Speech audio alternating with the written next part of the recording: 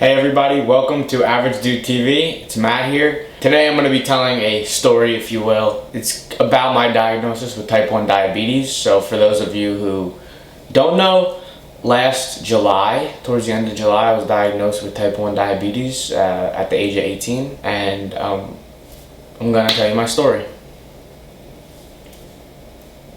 So I'm going to kind of pick up partially through where my last video, which was about choosing the right college, which I'll put the link down below for that one so you guys can check it out. If you watch that video, you know that I went to Baruch College in Manhattan, and I had a pretty poor experience there, and that's why I decided to transfer.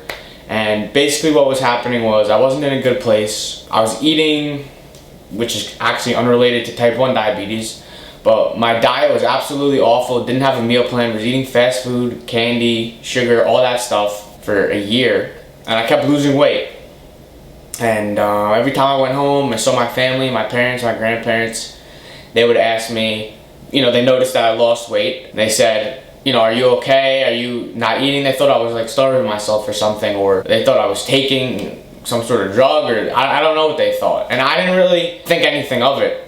That was kind of my fault. I've been not fat, but I've been bigger my whole life. So I was 185 pounds, and then the weight slowly started to come off, and at my lowest, which was in June or July, right before I got diagnosed, I was 153 pounds. I'll put a picture up in the corner up here so you guys can see what I look like. You can see that my arms are, you know, almost very bony. My face, especially compared to now, is very bony. Also, I was drinking a lot of liquids. A lot of water, yes, but also a lot of other stuff, and that actually also was a symptom of type 1 diabetes, which I didn't know. And then obviously frequent urination to compensate for the amount of liquids that you're drinking. I came home in early July. I was taking summer classes at school at the time. I came home, I needed, you know, whatever, your yearly physical. So I go to the doctor, she's, you know, does what she has to do, and then she says, you know, you need some blood work done. And I said, can I be tested for diabetes? I was at the doctor alone. Wasn't with my parents, wasn't with anybody, and I didn't really know much about diabetes. I didn't know the difference between type 1 and type 2, and I made the assumption, like a lot of people do, that it's just caused by poor eating habits and poor lifestyle choices. And I knew that I was eating poorly, and you know, people ask me after the fact, like, why did you ask that question? Did you think you had it? I didn't really think I had it. It was just, you know, it's one of those things and you can't really explain it. You know, you just have this feeling and you ask for something to be done on a complete whim, and it happens that, you know, you actually get it, and you actually get very lucky. So, you know, I got the blood test that weekend, went back to school, was in classes, and then I'm living in Manhattan. My home is on Long Island, and I was actually home one weekend from Manhattan on Long Island, and the phone rings at 7 a.m. on Saturday, July 23rd, I believe. You know, the ringing woke me up, and I heard my mom say hello, and say okay, and say to my dad, you know, like, go wake him up. And then they came in and they said, that was your doctor. The blood work came back, said your blood glucose levels are really high, and that we need to go to the hospital. And that's the moment that I knew that I had type 1 diabetes. I was quiet, nothing really to say. And we got in the car, I went to the hospital. They hooked me up to you know, IV saline or whatever. They took a blood test, they did a bunch of stuff, pricked my finger. They said, yeah, your blood glucose level is like 400 right now. The average person at any given time, it's probably going to be somewhere around 80 to 130, 140, a little bit higher if you eat. So 400 is, you're definitely diabetic there. They said, yeah, you have type 1 diabetes. They moved me into the pediatrics unit. They explained to me what was going on. They came in, they did blood tests every 6 hours. They told me that, you know, we're going to show you what to do, and then we're going to send you on your way. And they came in with a vial of insulin, actually, and a syringe, which is not what I use on a regular basis, but and they said, this is how you draw insulin into the syringe, and this is how you do it. And now you try. The first opportunity I had, I said, okay, let me do this. And I did it, and I took the shot, and they showed me how to prick my fingers, and I was in the hospital for about 36 hours. My parents were there the whole entire way. My friends came and visited me, And then after a day and a half, they said, all right, make an appointment with the endocrinologist, and they sent me on my way. You know, what they kept saying, which at the time I didn't fully appreciate, the nurse, the doctor, which very noble professions, and made a very big impact on my life. As I'm laying in a bed with like needle in my arm, like trying to figure out what the hell I'm gonna do, they kept telling me, like, you're lucky. You're lucky that this happened, and we're in this period of time, and you're lucky with the technology that we have, and they just kept saying you're lucky to me. And in my head, I'm like, yeah, okay, yeah, I'm lucky. Yeah, I'm real lucky that I got diagnosed with this. Yeah, that's great. You don't know what you're talking about. You know, as time evolved and I learned more about it and everything, and spoke to people with not type 1 diabetes but other chronic conditions, I am lucky. I'm very lucky, and I consider myself extremely lucky. For one, on some whim, I asked for this test. I got tested. And let me tell you, I believe the number is a third of people with type 1 diabetes find out they have type 1 diabetes because they go into ketoacidosis, which means that their blood sugar is too high. And basically, it's so high that you just pass out. A lot of people go into coma. A lot of people die from it. It's a serious condition, and that's how 1/3 of the people get diagnosed, because it's not a routine test. Because a lot of people don't know what the symptoms are. If I didn't ask for this test, that's what would happen to me. I might not be here right now. It sounds like, oh, you're just saying bullshit, blah, blah, blah, blah, blah. But in reality, that's how I actually feel. That I could be dead right now, or I could have passed out and went into a coma and been in the hospital for weeks. And that's a very, very, very, very scary thing for me to even think was possibly an option. That's why I get very emotional about this. I mean, obviously it's a personal thing. I just can't reiterate that. I just feel very, very, very lucky that this situation, although it's a horrible situation, went down the way that it did. The second reason why I feel lucky is because they were right. The technology that we have right now, the medical advances that we have now, thanks to science, thanks to these people that devote their lives to medical research, it's astounding. I mean, 100 years ago, this is a death sentence. You have diabetes, you're dead. That's also something that scares me.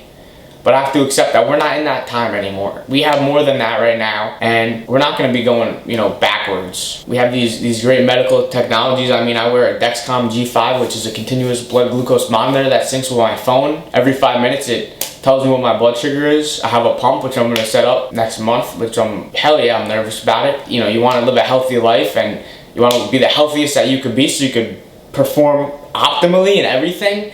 You have to do it. Forget the stigma, forget people staring at you, forget people talking shit. And most people aren't going to say anything to you.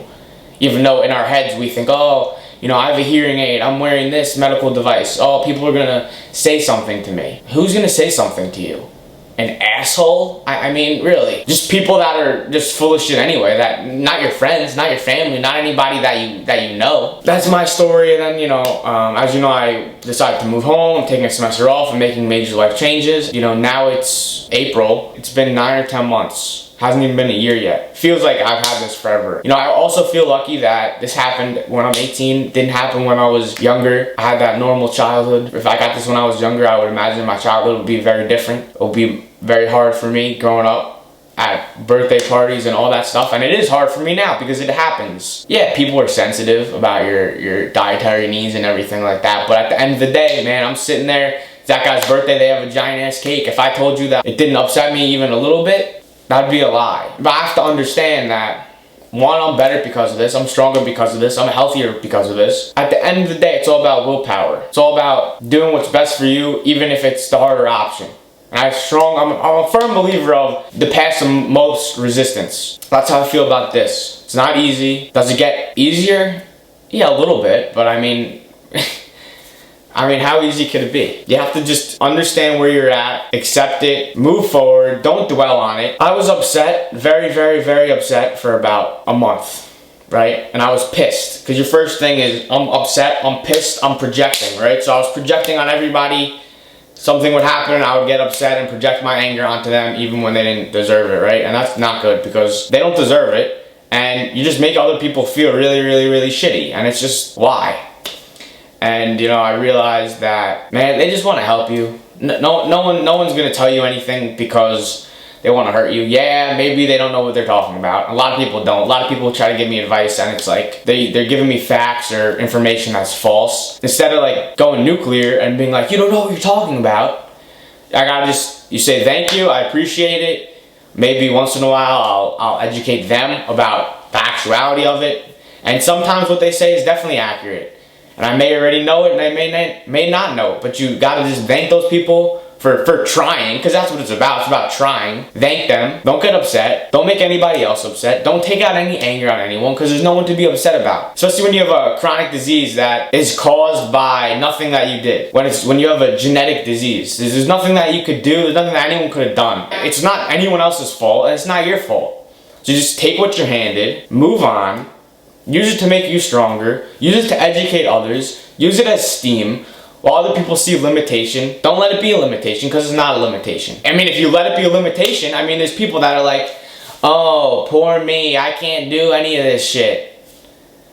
That's great, but is complaining about it gonna really help you better yourself and better your life? Absolutely not.